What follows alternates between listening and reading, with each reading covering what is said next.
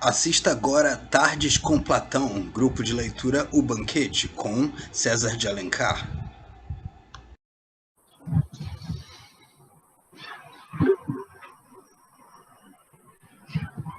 Então, mais uma vez, boa tarde a todo mundo. Bem-vindos aí de volta. Hoje a gente vai ler o terceiro discurso, né, do Banquete, que nessa sucessão vai dando para a gente algumas imagens, né, daquilo que não apenas os gregos entendiam com relação ao amor, mas também o próprio Platão vai construindo a imagem dele, né? Então, é bem interessante a gente ver como é que esses discursos, nessa sucessão, eles vão conferindo determinadas perspectivas para a gente entender o que seria, de fato, essa coisa chamada amor, né? Que hoje a gente tem mais ainda variações nessa terminologia, né? Hoje em dia, a questão do amor é muito mais polissêmica até do que o termo eros, né?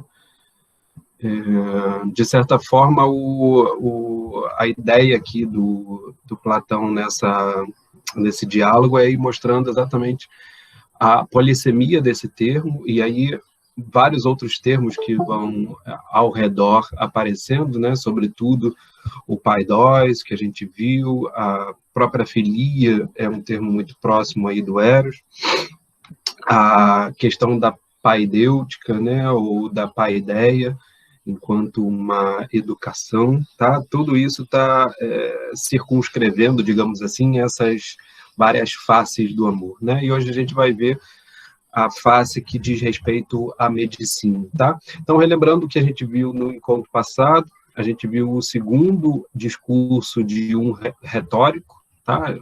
Tanto Fedro quanto o Pausanias podem ser ditos retóricos. A questão é que o Pausanias ele tem uma ascendência maior, digamos assim, uma importância maior na sociedade, uma importância política, jurídica, digamos, relacionada, inclusive, com o trato das leis e dos tribunais. Então, ao que parece, talvez o Pausanias fosse uma grande figura aí do cenário jurídico e político da cidade de Atenas. A gente não conhece muitos dados, né, do Pausanias, por isso que fica sempre essa suspeita, mas no discurso dele o que a gente viu é como é que o Pausanias vai trabalhando a imagem que o Fedro apresentou, tá?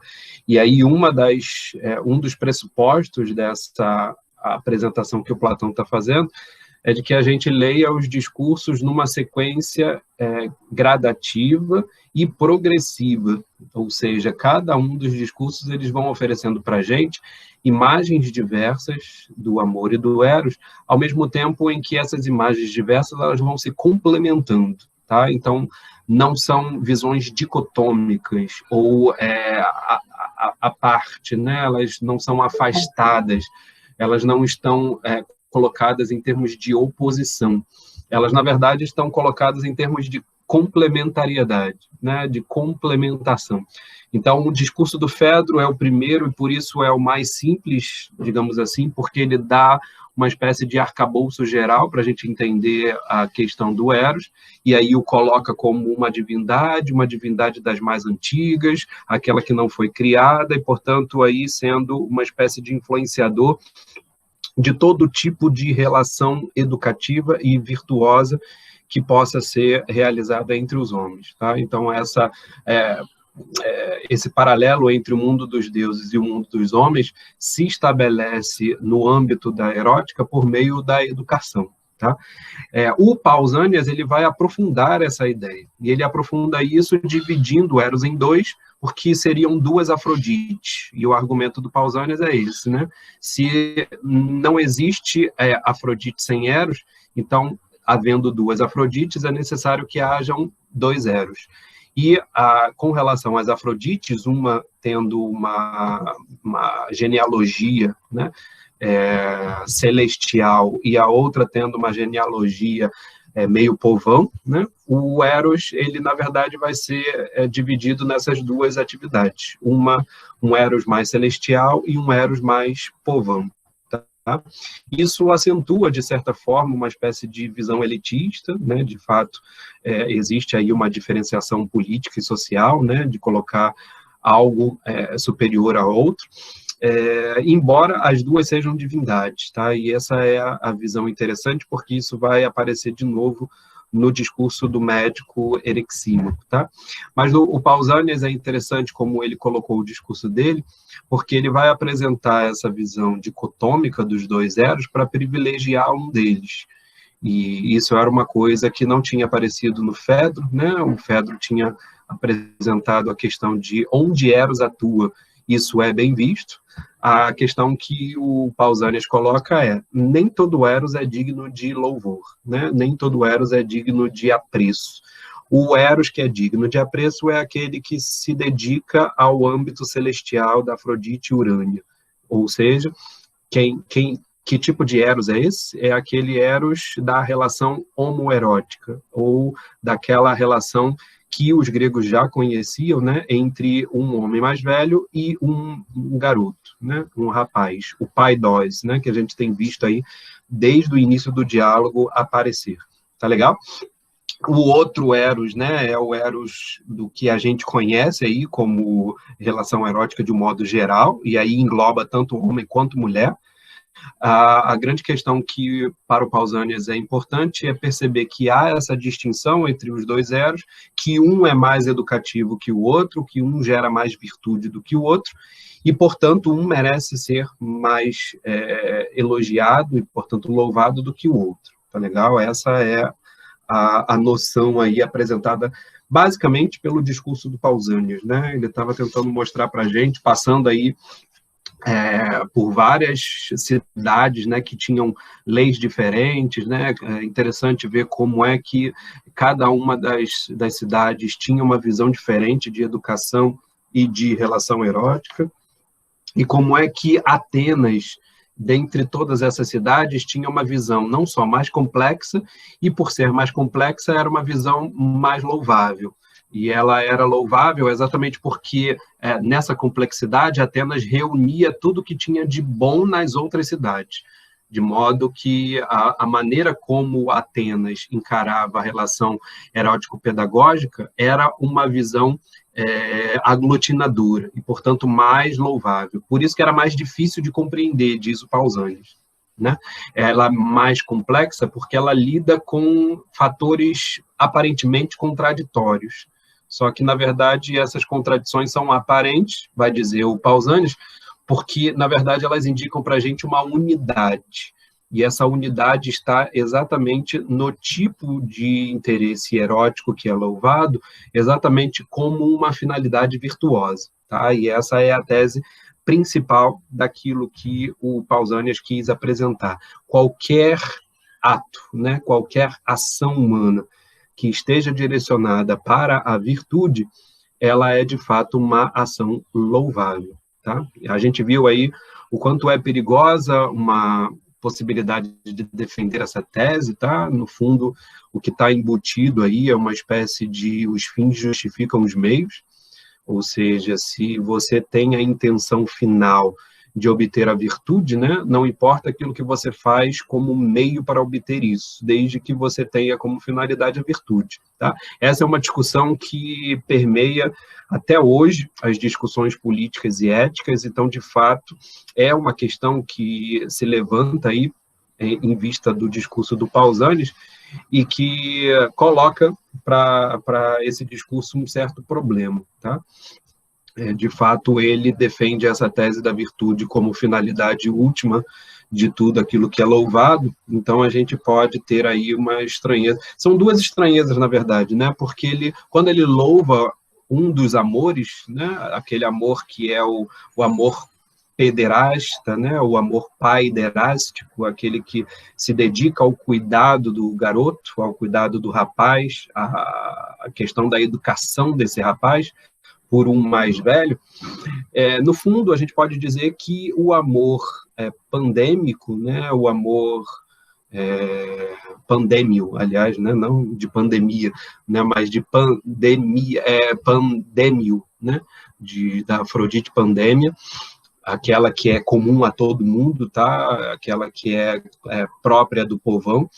A gente pode dizer que, em última análise, algumas dessas relações, mesmo que elas sejam do povão, elas podem estar dedicadas, ou pelo menos ter como finalidade uma obtenção de virtude, tá?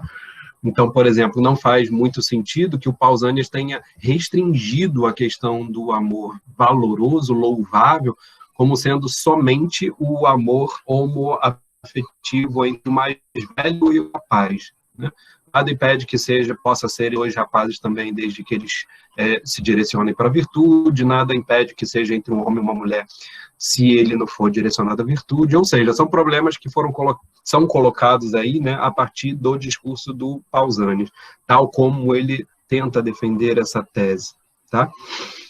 E uma dessas dificuldades, ou talvez algumas, uma espécie de reunião básica, como é que ele poderia responder a essas dificuldades colocadas pelo Pausanias, é aquilo que o Erexímaco vai fazer, tá?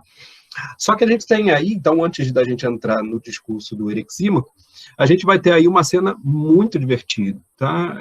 É claro que a gente lendo agora não vai ser nada engraçado, né? Pode até ser, se vocês tiverem uma boa imaginação, né, e conseguirem aí imaginar a cena, mas basicamente a cena que a gente vai ler agora, que antecede o discurso do Erexímaco, é o Aristófanes, porque o Aristófanes seria o próximo a dizer, né, seria o próximo a discursar.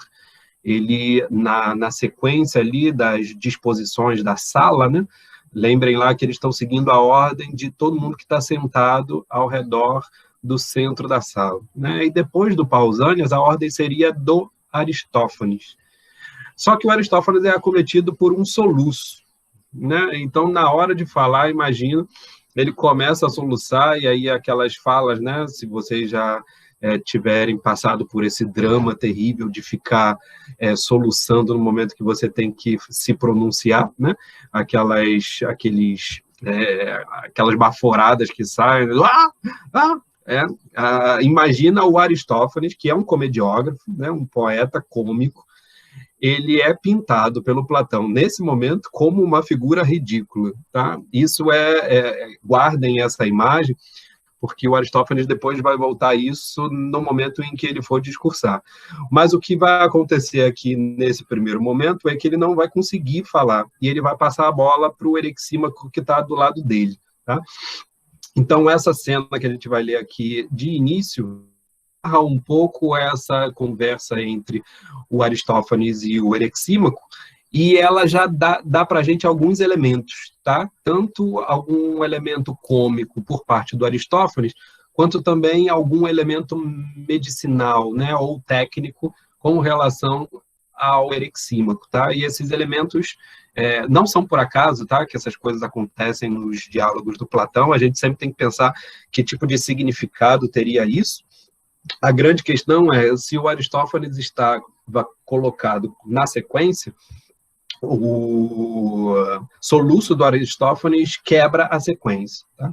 E essa quebra da sequência coloca o Erexímaco e o discurso do médico no ponto central dos 5 discursos que antecedem o discurso da filosofia, que é o discurso do Sócrates. Tá legal? Então, aí, lembrem lá que eu tinha falado para vocês, ó, dos 5 discursos que antecedem o discurso da filosofia, né, o discurso do Sócrates vai ser o 6º, nós já tivemos 2 discursos retóricos, a gente vai ter agora o discurso da medicina, e depois a gente vai ter 2 discursos de poetas. Ou seja, de um modo dramático, né, no sentido cênico do termo, o Platão está construindo aqui uma dicotomia que coloca de um lado retóricos, de outro lado poetas, e no centro o saber científico, técnico da medicina, tá? Então, essa é mais ou menos a ideia geral que poderia justificar essa encenação aqui apresentada pelo Platão, no intuito de colocar o Aristófanes para depois, e aí o Erexímaco viria na frente. Tá legal isso, gente? Tranquilo até aí? Podemos começar a ler?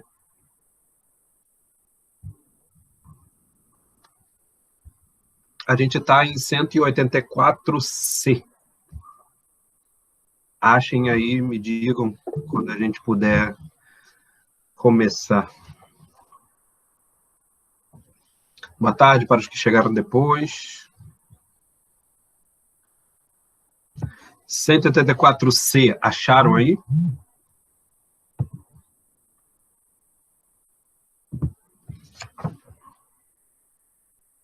Ai, não, desculpa.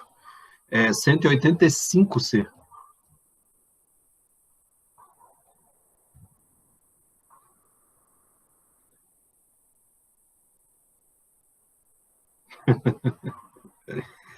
Eu não consegui reproduzir o soluço do Aristófanes, né? Mas imagina, eu já tive algumas oportunidades de ter que falar com o soluço e é uma das coisas mais terríveis, né?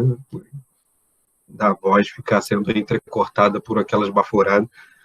O teu corpo vai se movimentando assim, né? Imagina o Aristófanes nessa cena, cara, é muito engraçado. A cena toda, já do início, ela já começa lúdica, tá? E o próprio o Aristodemo, não, mas o Apolodoro, que está contando a cena, ele até se dá uns ares assim de poeta agora, logo no iniciozinho dessa narrativa, tá? E é isso que a gente vai ler aí agora, 185C. Acharam? Vamos lá, então. Ele começa assim. Havendo Pausânias pausado, olha aí que legal, né? Isso não é coisa de tradução, tá? Isso tá no grego também. No grego ele diz pausanioi de pausamenoi. Pausanioi de pausamenoi, né? Olha, até na vocalidade, né, da frase, parece engraçada a coisa, tá? Então, a própria cena, ela já começa no início engraçado, né? Como se o Pausânias pausado, né? Ou pausado, Pausânias, vamos agora começar a cena. E aí ele mesmo faz uma tiradinha com ele, né? Como vedes, eu também aprendi com os sábios a brincar com as palavras, disse Aristodemo.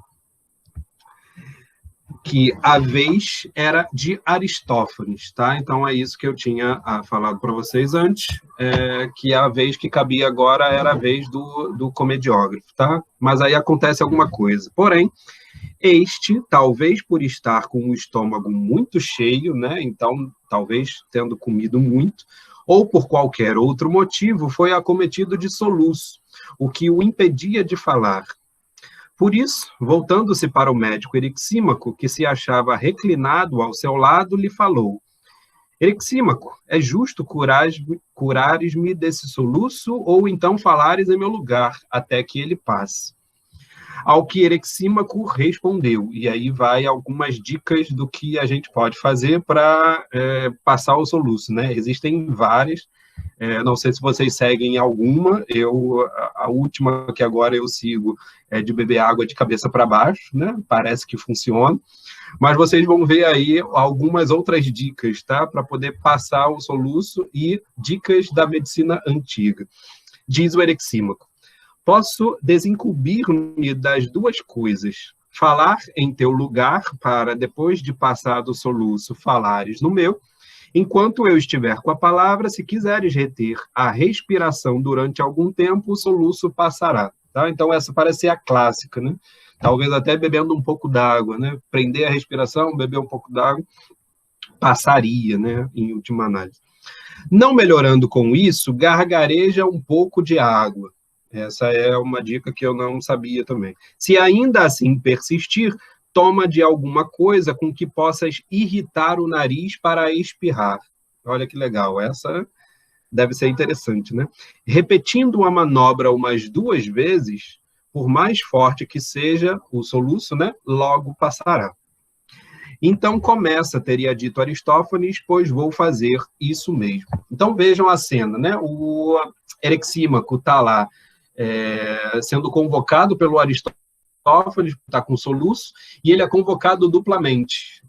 O Aristófanes coloca como opção e o Erexímaco toma para si as duas coisas, né? O Aristófanes diz, ou me ajuda ou toma logo a palavra. E o Erexímaco diz, olha, com relação a isso que você está passando, muito provavelmente você vai ter que esperar um tempo. Então eu tomo a palavra e também te ajudo com algumas dicas para você melhorar do soluço. E mais ou menos essa é a retratação da cena aí do que o Erexímaco sugere para o Aristófanes fazer. O Aristófanes vai dizer que ele só conseguiu, né, lá no final do discurso do Erexímaco, quando o Aristófanes toma a palavra de novo, ele vai dizer que só conseguiu fazer um deles, né, e o pior porque o soluço estava bravo mesmo, tá? Então, depois a gente volta aí para ver qual é a solução do soluço do Aristófanes. Mas o que é interessante aí nessa cena, tá? Não só o efeito cômico, tá? Se vocês conseguiram imaginar bem o que seria isso, né? Todo mundo na expectativa de você começar a falar e você começar a soluçar durante a sua fala, e sendo logo o poeta cômico, né? Então imagina um humorista, né? Alguém que que você costuma rir muito das piadas que ele conta ou das caricaturas que ele faz, e aí de repente no momento que ele tem que falar sério ele começa a soluçar durante a fala dele. Tá? É mais ou menos essa a cena, né? Pela qual os participantes do banquete passaram, né? Estão acostumados a ver aquela figura que troça de todo mundo, né? Faz todo mundo rir. Ele agora está sendo vítima, né, de uma coisa engraçada, e isso está fazendo voluntariamente, né, involuntariamente, melhor dizendo, ele está conseguindo fazer todo mundo rir também.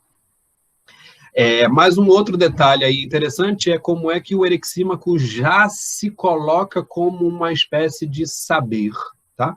E isso é central para a gente, visto que o Erexímaco é aquilo que a gente pode chamar aqui no simpósio de o simposiarca. É ele que foi determinando qual seria a logística da noite, né? Lembrem lá que ele fez toda a organização dos discursos, fez toda a organização da festa, melhor dizendo, de como eles deveriam beber, depois expulsando as flautistas para que eles pudessem se dedicar só aos discursos, e, por fim, sugerindo uma temática que o Fedro tinha colocado para que eles pudessem elaborar os seus discursos em sequência. Tá? Então, o Erexímaco é aquele que tivesse sido responsável pela organização do evento. Do modo, não do modo festivo, né, porque isso se deve ao Agatão, que é o chefe da casa, mas ao modo como eles iam festejar. E, portanto, a gente tem aí uma referência importante ao saber médico como sendo importante para essa articulação entre os discursos. E, nesse momento, o Erexímaco já está se apresentando como alguém que detém um determinado tipo de saber capaz de solucionar determinadas coisas. Olha que interessante, né? Uma palavra que tem a ver com soluço aí, né? Está muito próxima aí do termo soluço, tá? A ideia aqui é que o saber médico ele é capaz de resolver problemas físicos, né? Solucionar problemas físicos. E aí o soluço entra aí como uma oportunidade já para apresentar o tipo de saber que o Erexímaco possui. É exatamente esse tipo de saber que vai orientar o discurso do médico quando ele estiver falando sobre o amor. Tá legal? Isso serve como introdução para a gente. Tranquilo? Podemos continuar, então? 186A, a gente vai entrar aí agora, propriamente no discurso do Erexímaco, tá? Como esse discurso é rico, né, e a gente viu outros discursos que são retóricos e, portanto, são discursos que a gente precisa compreender na totalidade, a gente acabou lendo eles todos, tá? Mas agora a gente vai dar uma sequência mais paulatina, mais devagar, mais pausâneas, né, mais pausada, para que a gente possa ir compreendendo os detalhes, né? Até porque o Erexímaco já traz alguns detalhes bem interessantes em termos especulativos, né? Reflexivos, que pode ser interessante para a gente, tá? Então, a gente vai lendo com calma e vai comentando aí as ideias que ele for apresentando, tá? Diz, então, o Erexímaco. Erexímaco falou o seguinte: O que se me afigura necessário, já que Pausanias, apesar do ótimo começo, não concluiu bem o seu discurso, é procurar dar-lhe o remate apropriado. Tá? Então, esse é um detalhe importante, eu já tinha falado isso no início do discurso do Pausanias, que o Platão vai colocando cada um dos oradores fazendo uma articulação com o discurso anterior. Então, eles sempre elaboram o seu próprio discurso, tendo em vista alguma coisa que ficou faltando. Por isso que eu estava dizendo no início que a gente precisa ler esses discursos em termos de complementariedade, tá? E não de oposição no sentido de desprezar, né? Um discurso está desprezando o que o outro falou. Não, muito ao contrário. Cada um dos discursos vão complementando a visão do outro, tá? Dando novas perspectivas para poder compreender aquele mesmo fenômeno. Tá? Então, vamos ver qual é a perspectiva que o Eryxímaco vai trazer. Então, ele diz que o Pausanias começou muito bem, mas terminou mal. E terminou mal porque, grosso modo, o término era exatamente aquela defesa de que não importa o que você faça, a coisa é virtuosa. Tá? É em cima disso que o Eryxímaco vai construir o seu discurso de Eros. Parece-me certa a distinção por ele feita entre as duas variedades de Eros. Esse era o começo do discurso do Pausanias e o Eryxímaco retoma isso. Mas o que se pode concluir, segundo penso, da medicina, nossa arte, é que a influência do amor não se faz sentir apenas na alma dos homens, em suas relações com os belos mancebos, porém, numa infinidade mais de coisas, nos corpos dos animais, em tudo o que nasce da terra, e, por assim dizer, nos seres em universal. Tão grande e admirável é essa divindade que, sobretudo, se impõe, assim na ordem das coisas humanas, como das divinas. Então, veja, nesse primeiro momento, o Eryxímaco está dizendo o seguinte, a divisão que o Pausanias fez foi bem interessante, ele complementou o Eros do Fedro, mostrando que, na verdade, existem dois Eros. Só que essa dimensão dupla do Eros, que indicou como sendo louvável o discurso que o Eros, que tem como objetivo o amor dos mancebos, o amor dos rapazes, ele, de fato, na verdade, não é completo. Porque, para ser completo, você deveria entender esse tipo de relação que existe, que se estabelece entre o mais velho e o mais jovem, como sendo uma força, né? Como sendo uma relação, tá? Não vou usar o termo força aqui a princípio, mas fiquem com o termo relação, para vocês entenderem o que o Eryxímaco está fazendo quando ele estende isso para todas as dimensões, tá? Ou para a dimensão universal da existência. Né? Ele vai relacionar isso com todos os seres. E vai dizer o seguinte, não é certo dizer que esse Eros ele se restringe à alma, como tinha dito o Pausanias, mas ele se direciona aos corpos e também a todos os corpos, aquilo que a gente chamaria em filosofia de coisas ou entes, tá? Então, todos os entes, todas as coisas que existem, ele chama inclusive de filhos da terra, né? Todas as coisas que nascem da terra, portanto, têm uma materialidade, todas essas coisas estão envolvidas por Eros. E aí, não só no âmbito do humano, porque o Pausanias acabou restringindo isso ao mundo do humano, mas também ao mundo dos deuses. Tá legal? Ou as coisas divinas. Tá? A relação aí é sempre fazer esse paralelo entre o mundo dos homens e o mundo dos deuses. Tá legal? Então, esse início aí, ele mostra que, em razão da técnica que ele possui, do saber que ele possui, ou seja, da medicina, esse saber vai mostrar em que medida o amor que o Pausanias tinha elogiado, ele, na verdade, é comum a todas as coisas. Tá? E o termo em grego aí é hotheos, tá? Esse pan que dá o pandemia, né? Esse pan quer dizer tudo. Então, esse Deus, ele permeia todas as coisas. Ele permeia tudo. Ele está sendo considerado agora, em relação ao saber médico, como sendo próprio da totalidade dos seres. Mas aí, agora, ele precisa explicar que raio de amor é esse, né? Porque se a gente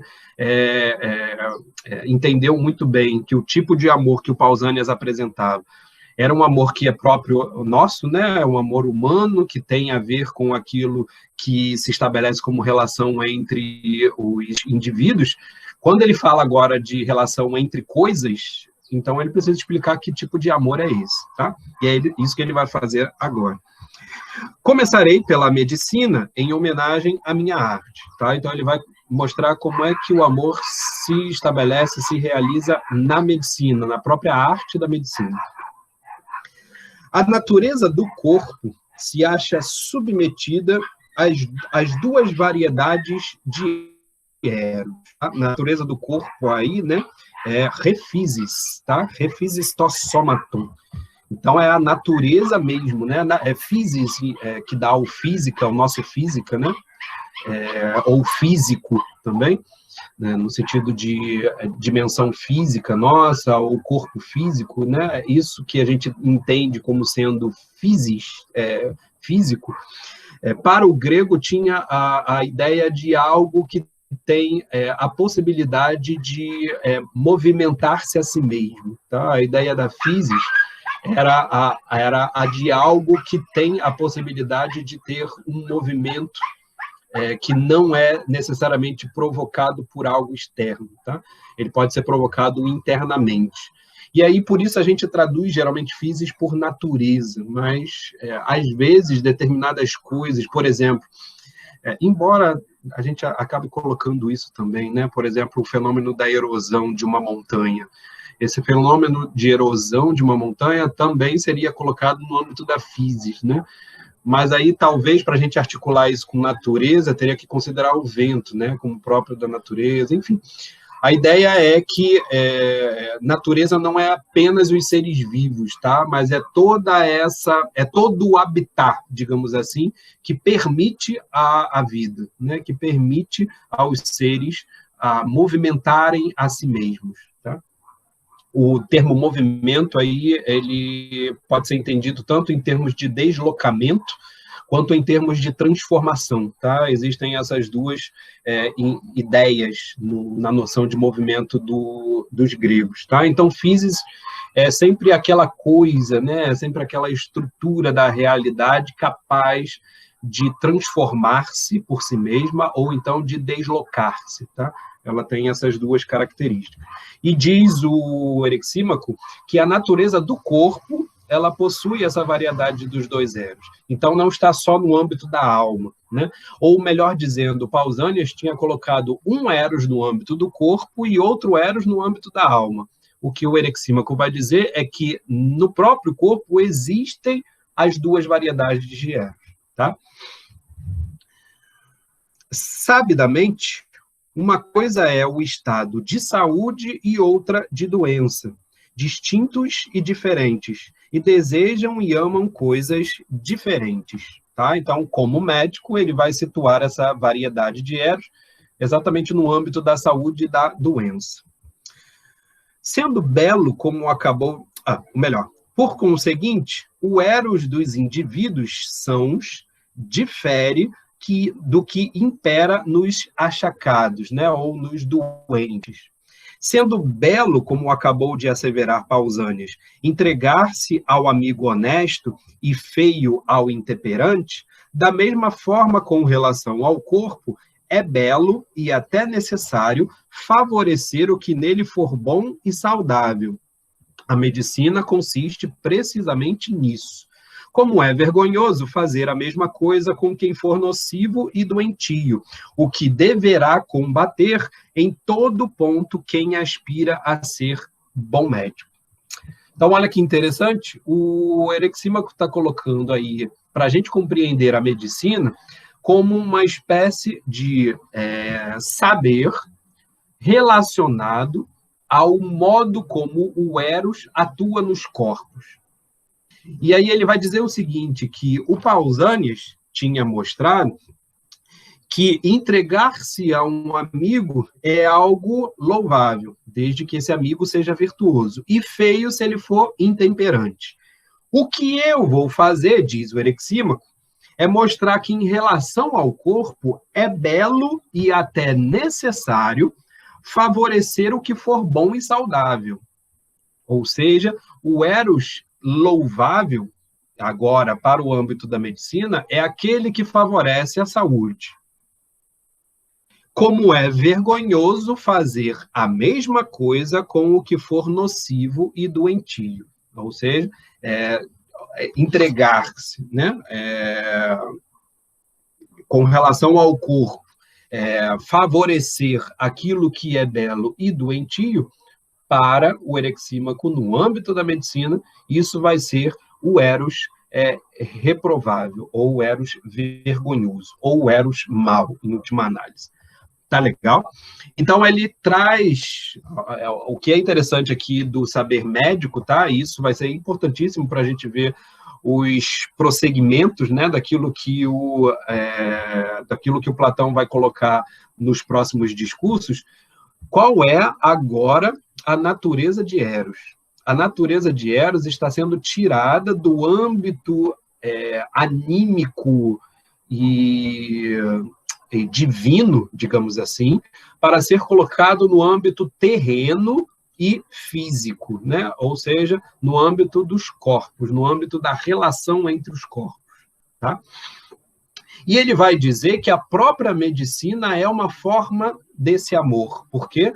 Porque ela louva aquilo que é direcionado, aquilo que favorece a saúde, e ela repreende aquilo que favorece a doença. Tá legal? Essa é a estrutura aí do que ele está colocando de início. Tá claro aí para vocês? Tá tranquilo?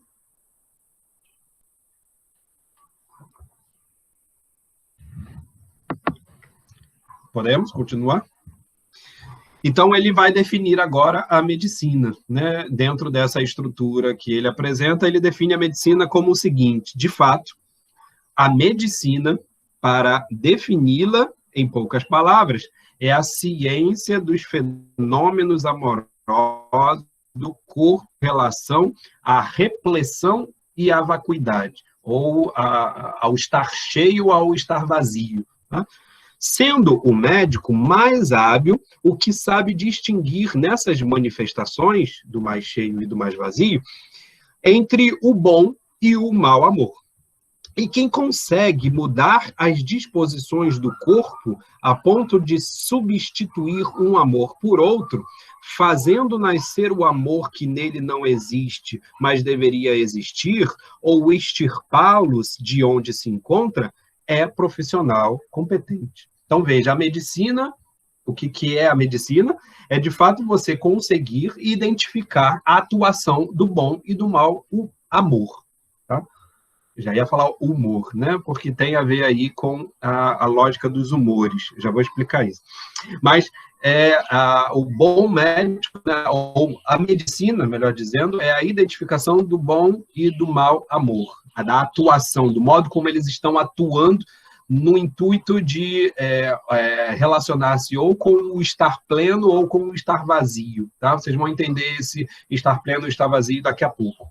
E o bom médico é aquele que consegue fazer a substituição de um caso em que está atuando o amor ruim pelo amor bom, ou então fazer o despertar, o nascer de um amor bom onde se precisa. Né? Então, você tem a possibilidade da medicina atuar não apenas com relação à doença, para torná-la, trazer de volta a saúde, mas também no intuito de favorecer ainda mais a saúde para que você evite a doença.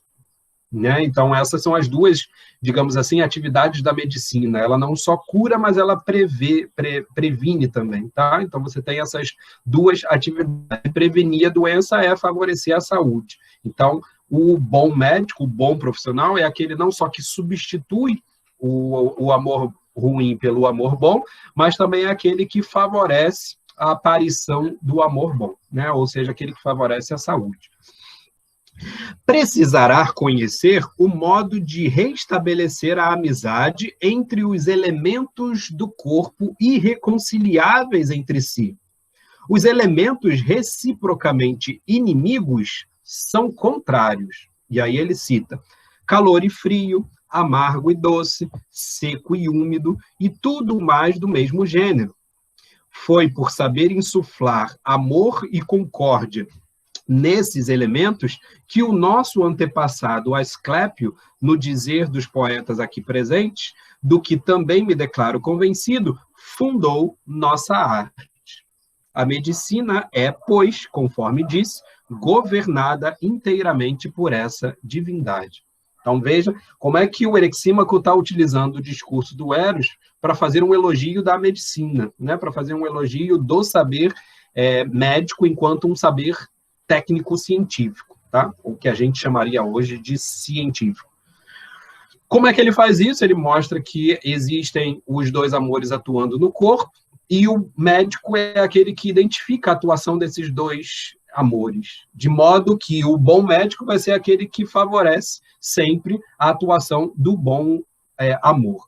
Acontece que no corpo, por que existe, né, essa atuação desses dois amores? Porque precisa existir a relação de atração. Veja aí que, por extensão de significado, Eros é uma relação de atração, ou que ele chama aí de uma relação de concórdia, tá? Que a gente vai entender daqui a pouco quando ele falar da música. Mas veja, o médico é aquele que vai perceber que no corpo existem determinados elementos que são contrários entre si, né? Então, você tem ali a atuação do que é quente com o que é frio, do que está úmido com o que está seco, e essa relação entre aquilo que a medicina vai chamar de os humores do corpo, tá? Nessa relação que a medicina atua no intuito de favorecer a saúde e evitar a doença, tá? Então, a medicina antiga, tá, que nasce aí com essa figura mítica do Asclépio, o Asclépio, a gente tem poucas informações com relação a ele.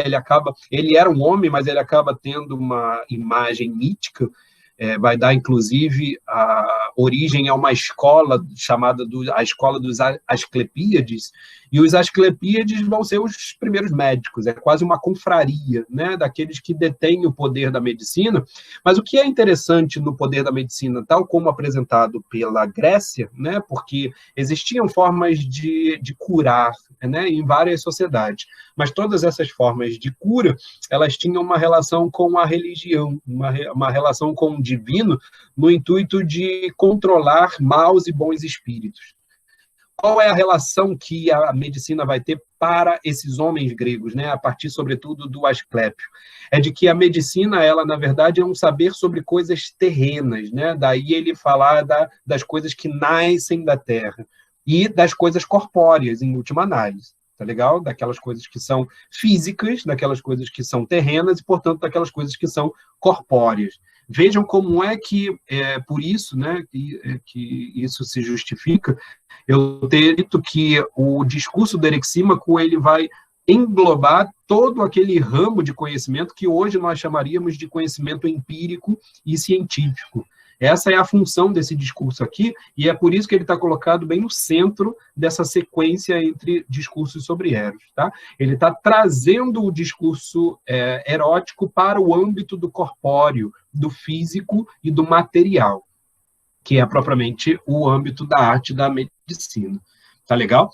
Então, o médico, ele lida com os elementos contraditórios do corpo, com os elementos contrários do corpo, no intuito de fazer com que entre eles haja amor.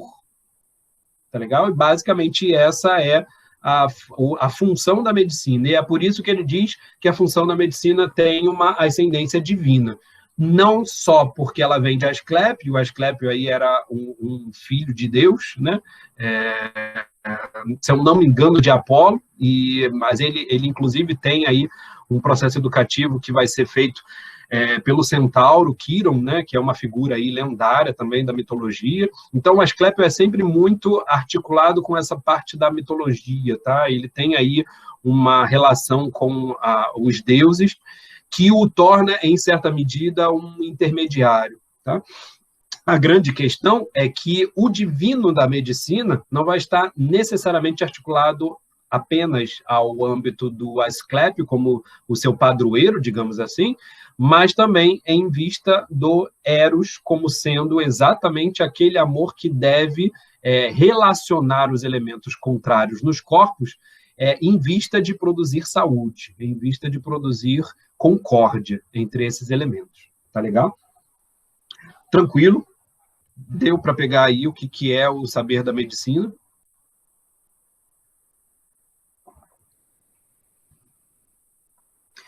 Percebam, tem muitos dos estudiosos que analisam o discurso do Erexímaco dizem que, nesse momento, ele esqueceu do amor mau. E agora ele está falando apenas do amor. E aí ele está dizendo o seguinte, a medicina é aquela técnica que vai favorecer o amor entre os elementos, que são contrários. Então, existem elementos contrários no corpo, e esses elementos eles precisam estar relacionados amorosamente, ou de modo concórdico, tá? Em gerar concordância com relação a eles. Ao que parece, né, só porque ele não citou aqui o discurso do Eros mau, ao que parece os estudiosos vão pensar que o Erexímaco esqueceu do Eros mau e vai voltar a esse discurso, ao Eros mau lá no final do seu discurso. Tá? Eu não acho que ele tenha esquecido. A grande questão é que fica implícito, de um modo geral, que ele está falando sobre aquilo que ele estava falando lá em cima, que era o amor que produz saúde. Se o amor que favorece a medicina, né, é o amor louvável, porque ele produz saúde, ou seja, ele se direciona para a saúde, portanto, é exatamente essa confluência, essa concórdia, esse amor entre os elementos contrários. E aí fica implícito, né, a gente poderia dizer exatamente, o amor harmônico. Ele não usou o termo harmonia ainda, porque ele vai utilizar-se da música para poder falar da harmonia. Tá? Mas a ideia é que o amor que vai ser louvado é o amor que está organizando os contrários para que eles estejam em concórdia. Tá? E aí a gente pode ficar implicitamente com a ideia de que o amor ruim é aquele que faz com que os elementos não entrem em concórdia e entrem em discórdia, no fim das contas. Tá legal?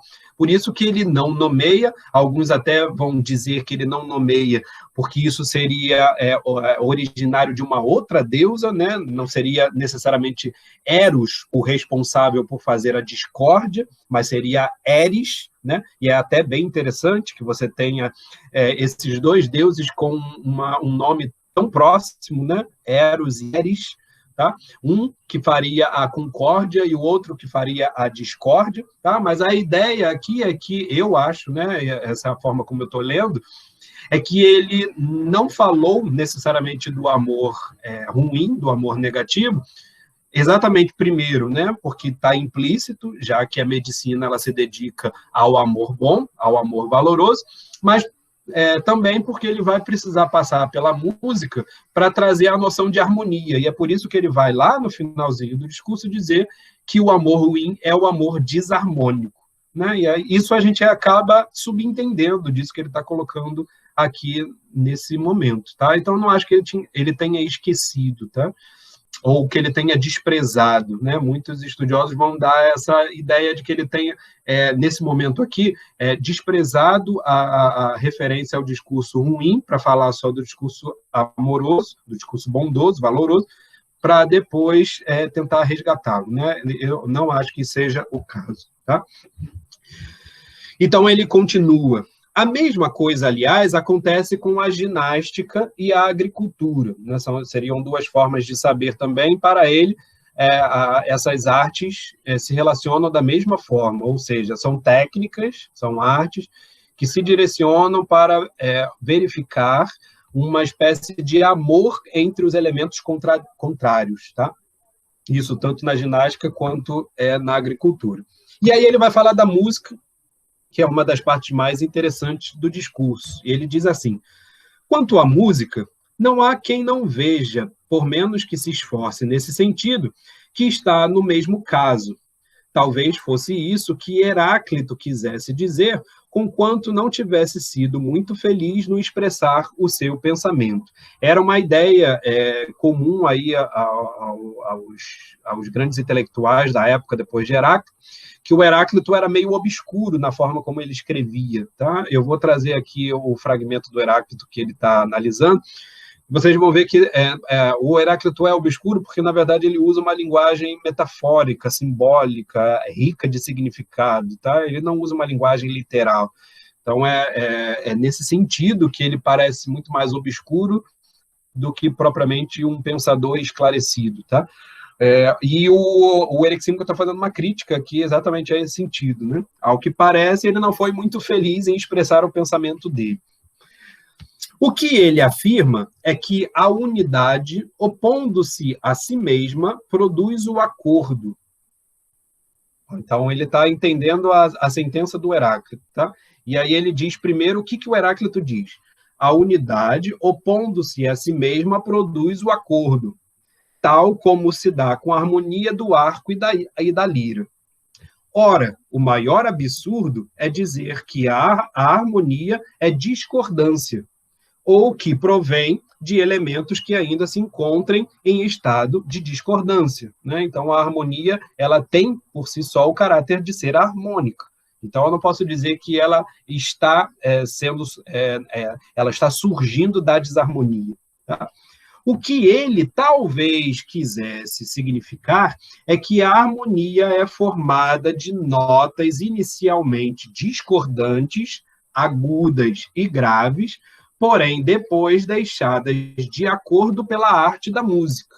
Então, as notas elas são agudas e graves, elas entram em dissitonia, até que a música harmoniza essas notas. Não se concebe que possa surgir harmonia de agudos e graves que continuem a opor-se. Quem diz harmonia, diz consonância, diz concórdia. Portanto, por extensão de significado, diz amor. Tá? E consonância é uma espécie de acordo, não sendo possível haver combinação de opostos enquanto se mantém como tais, ou seja, opostos. De jeito nenhum pode haver harmonia de elementos opostos que não se combinem. Então, não pode haver harmonia nem se os opostos continuarem sendo opostos e, portanto, desarmônicos, e nem pode haver harmonia se esses elementos não forem passíveis de serem combinados. Tá? Então, é preciso que, para haver harmonia, que eles tanto percam, né, a função de continuarem sendo dissonantes, ao mesmo tempo em que eles precisam ter uma possibilidade de serem combinados. Você não pode fazer uma harmonia entre elementos diversos. Né? Não existe harmonia, por exemplo, entre o frio e o agudo. Tá? A harmonia que você vai estabelecer ou é entre o quente e o frio, ou é entre o agudo e o grave. Tá legal? Porque tem que ser elementos que são da mesma natureza, digamos assim, né? Ou passíveis de serem combinados. Eu trouxe para vocês aqui verem a tal da sentença do Heráclito, tá? Que ele está analisando nesse trecho. Vejam aí se aparece para vocês, depois vocês me digam.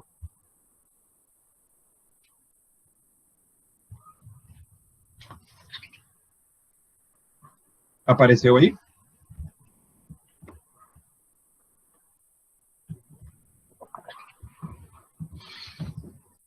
Certo. Então, veja aí, ó, essa daí o Heráclito é um filósofo aí que nasce no 6º século, tá? Antes de Cristo, morre aí bem antes do contexto em que o banquete está sendo narrado, e é um sábio, assim, dos mais importantes do pensamento grego, tá? A frase, né, que o Erixímaco está analisando nesse trecho diz assim, ó, não compreendem, e aí ele está falando das pessoas em geral, né? As pessoas em geral não compreendem como o divergente concorda consigo mesmo. A harmonia de movimentos contrários, como os do arco e da lira.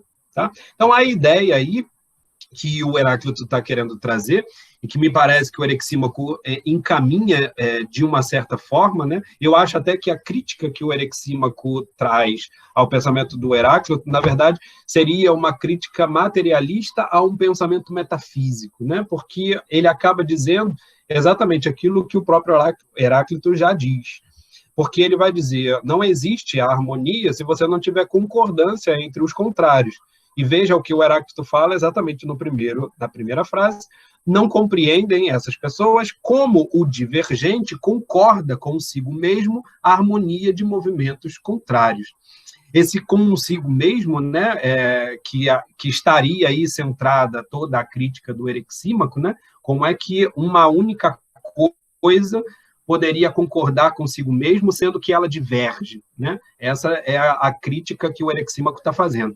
E o que, na verdade, o Heráclito está indicando é que existe uma coisa, e esse consigo mesmo, ele, na verdade, já é a harmonia dos contrários. Porque o Heráclito tem a seguinte ideia, que todas as coisas vêm a ser por meio da guerra.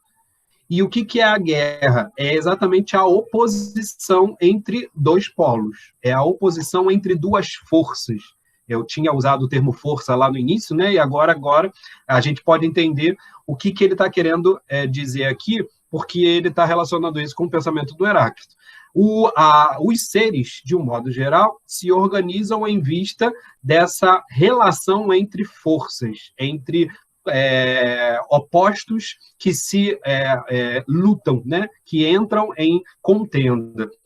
E a existência de algo, né, em sua unidade, ela só é possível no momento em que essa luta ela tende a se harmonizar. Então, a harmonia, ela sempre é uma harmonia tensional. Ela nunca é uma harmonia... Por exemplo, se eu estou olhando para esse copo aqui, ele é uma unidade porque algo nele está harmônico com relação às forças que atuam em relação a essa constituição, né? Existem forças que fazem com que esse copo permaneça sendo aquilo que ele é. E ele só consegue permanecer sendo aquilo que ele é no momento em que essas forças atingem uma harmonia, ou seja, elas param de brigar, de tomar o espaço uma das outras, e elas se harmonizam num equilíbrio de forças, aquilo que depois a física newtoniana vai chamar de um equilíbrio de forças. Tá legal? Então, deu para entender isso, que está sendo pressuposta aqui na tese do médico, e que tem a ver aí com o pensamento do Heráclito. O pensamento do Heráclito é um dos pensamentos mais ricos assim, da filosofia antiga. É do Heráclito aquela frase de que tudo está em perpétuo movimento, né? Tudo está em perpétua transformação. Em outras palavras, né? Considerar que, de fato, tudo é physis, porque você vai ter aí a ideia de que tudo está se transformando. E essa ideia o Erexímaco está trazendo para mostrar que a harmonia atingida nessa relação entre os opostos é exatamente aquilo que ele está indicando como sendo eros, como sendo o amor. Pegaram? Tranquilo?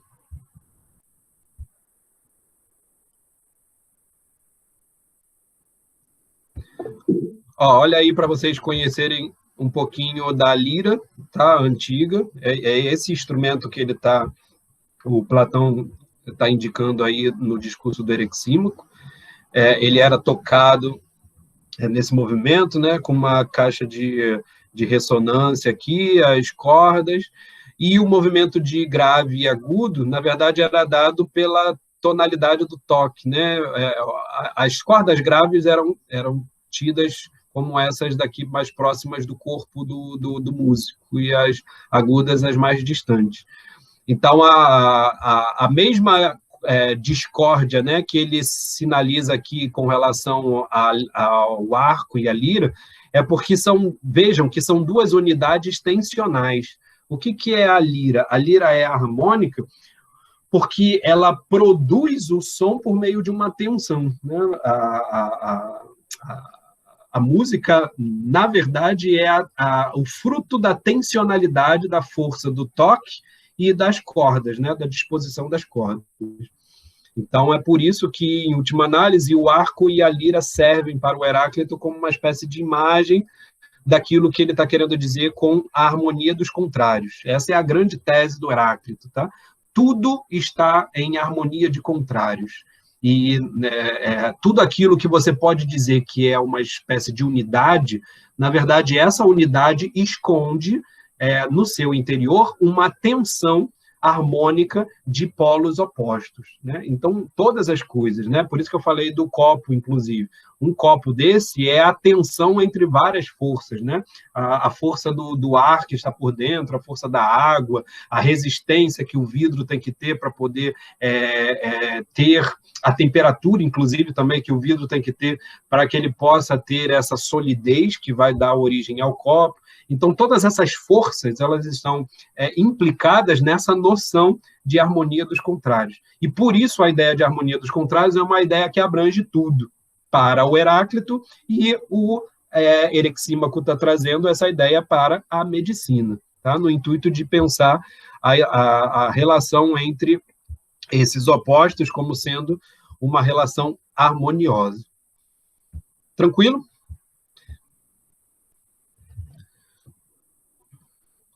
Então, vamos continuar isso só mais um pouquinho. Ele continua dizendo que a mesma coisa acontece com o ritmo. A mesma coisa se dá com o ritmo que provém do rápido e do lento, inicialmente opostos, mas que acabam por ficar de acordo. O que neste domínio promove o acordo entre os elementos é a música. Então, a música é o resultado do acordo entre esses dois elementos, né?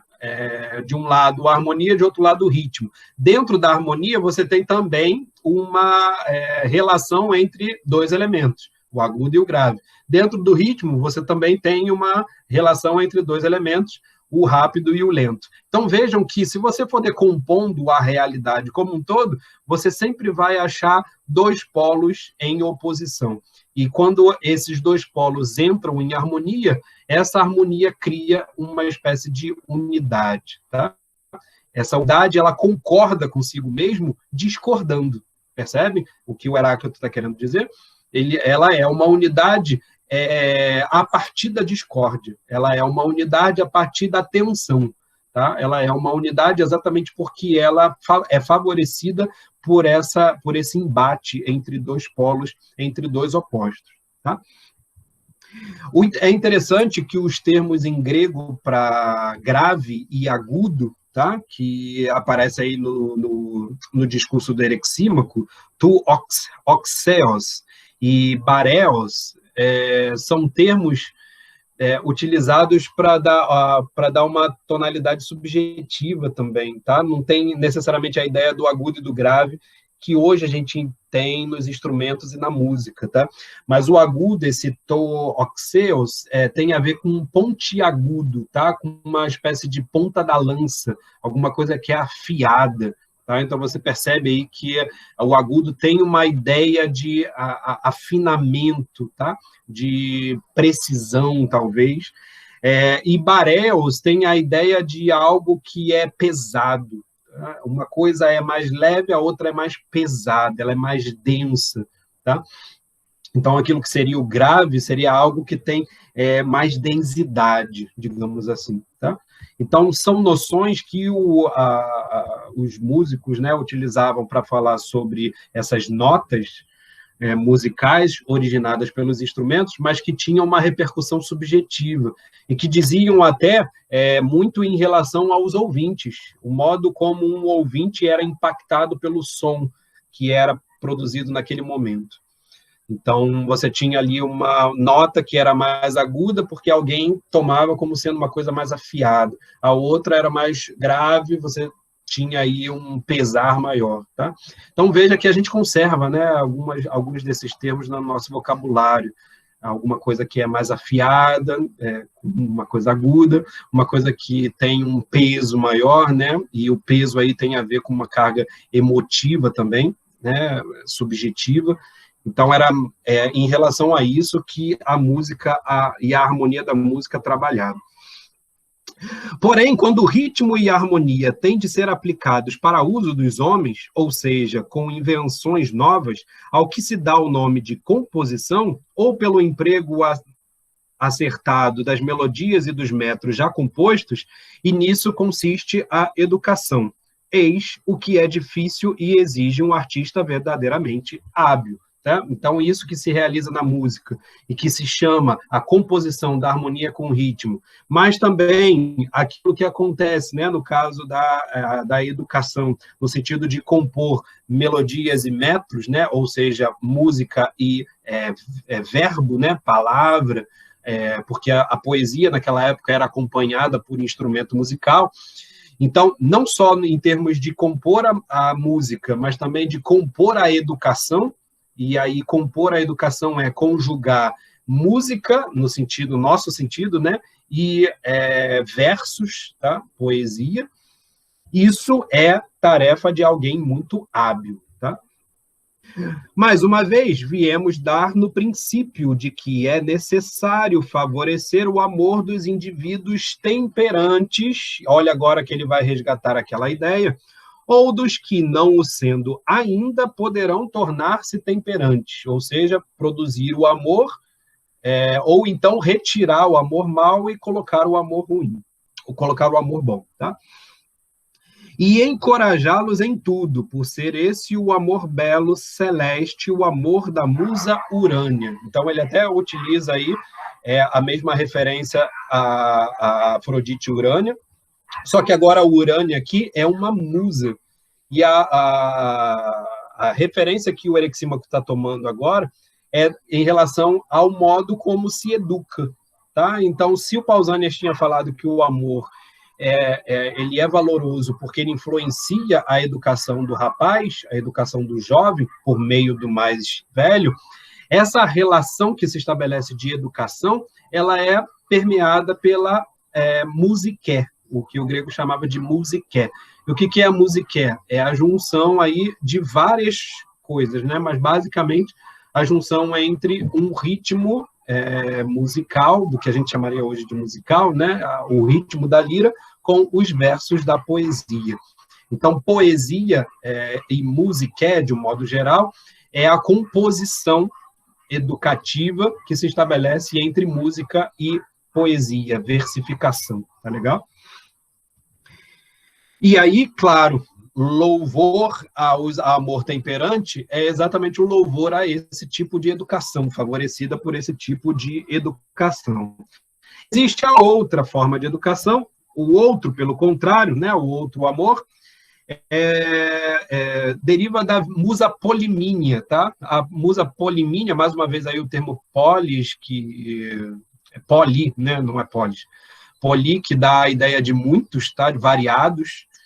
Polimínia era a musa da poesia lírica, e a poesia lírica é aquela que é variada, né? Então, é exatamente essa música que é composta por... Exatamente essa poesia que é composta com música, que é tocada com música. Então, ele faz a referência a essa musa, dizendo que o amor popular e pandêmio deve ser exercido com moderação em cada caso particular. Então, olha só como ele está resgatando aquela ideia do Pausanias. De forma que a colheita do prazer não descambe para a incontinência. Então, olha que coisa.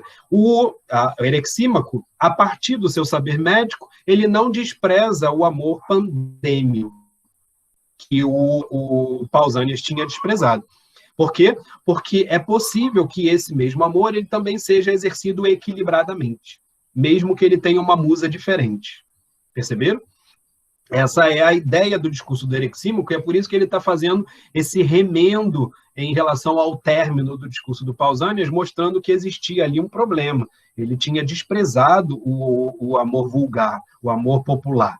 E, na verdade, o amor popular é uma forma também de alcançar a educação, desde que ele seja feito em termos moderados. O que significa moderado? Em termos harmônicos, tá? Ou seja, exatamente essa harmonia dos contrários. Tá legal? O mesmo passa com a nossa arte, ou seja, a medicina. Por ser difícil gozar por ser difícil gozar plenamente das vantagens da culinária sem vir a adoecer, né? Comer demais e acabar doente. É preciso, por conseguinte, assim na música como na medicina e em todas as coisas divinas, manter sob vigilância severa as duas modalidades de amor, pois ambas em tudo estão presentes. Tá legal? Perceberam aí o que o Eryxímaco está tentando situar para a gente enquanto o discurso do Eros? Tá? Ele vai terminar aí essa ideia mostrando uma relação com outras técnicas, mas a gente pode já parar por aqui, porque dá para a gente ter aí uma ideia de como é que o Eryxímaco está encaminhando o discurso dele enquanto um complemento ao discurso do Pausanias. Tá? Se o Pausanias tinha aí de certa forma, colocado uma contradição no seu pensamento, no momento em que ele despreza o Eros pandêmio em favor do Eros urânio, o Eryxímaco traz os dois. E aí, veja, no início do discurso do Eryxímaco, ele disse que no corpo existem dois amores, o amor bom e o amor ruim, o amor que favorece a saúde e o que favorece a doença. O médico é aquele que vai privilegiar o amor bom porque é aquele que favorece a doença, que favorece a saúde. A relação que o Eryxímaco vai estabelecer para poder entender essa atuação da medicina é uma relação que traz o conceito de harmonia, e esse é um conceito que deriva do pensamento de Heráclito, portanto, de um pensamento filosófico, em última análise, que vai não só corroborar o saber científico da medicina, mas também o saber da música, né, e da musique, de todas as artes, de um modo geral.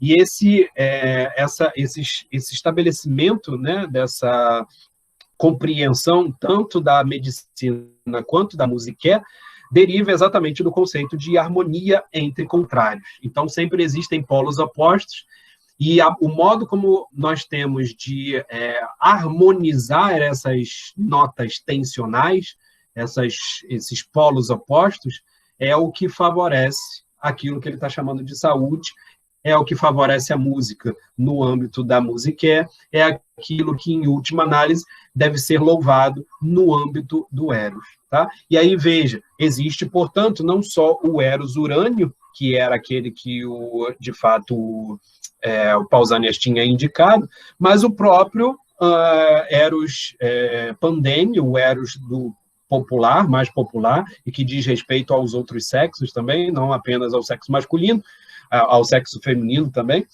e as outras relações eróticas. O modo como o Eryxímaco está trazendo isso é dizer o seguinte: mesmo o Eros pandêmio, ele pode ser, de fato, favorecido pela saúde, ou seja, pelo bom amor, se ele for equilibrado, ou seja, se ele for harmonioso. Tá legal? Tranquilo até aí? Paramos por aí?